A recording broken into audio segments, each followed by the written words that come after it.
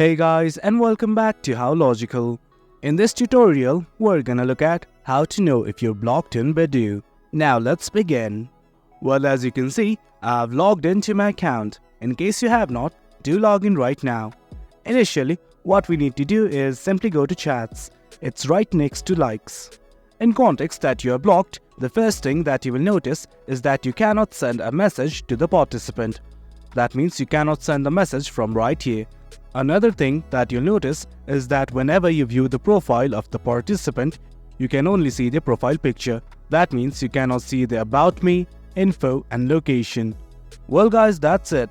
That's how we know whether or not you're blocked in Badoo. It's as easy as that. Hope this video cleared your confusion. If you like this video, do remember to hit like, share and subscribe. Your support fuels us. Until next time, thank you.